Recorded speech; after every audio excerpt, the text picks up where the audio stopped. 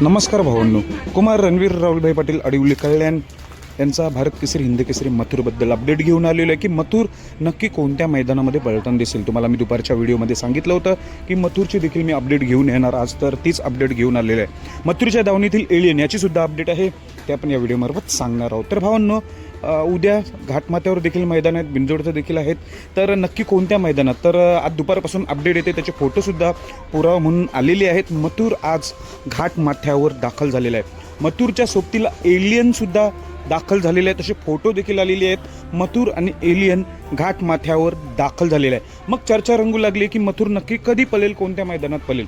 तर उद्याची दोन मैदानं, एक कोंडावले मुळशी मैदान मोठं आहे आणि दुसरं मौजे शिरवळचं मैदान आहे.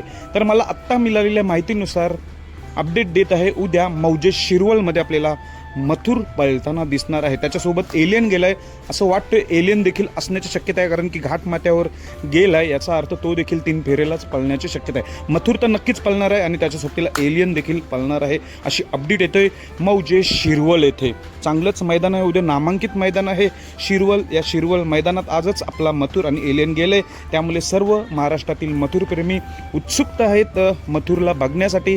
त्याच्या सोबतीला एलियन गेले, एलियनला देखील बघण्यासाठी, कारण की बिंजोडला तर बघितलंय, पण पळताना आता 3 फेरीला कसा पळतोय त्याची उत्तर आपल्याला उद्या नक्कीच मिळतील. मथुर आणि एलियनला उद्याच्या मैदानासाठी खूप साऱ्या शुभेच्छा.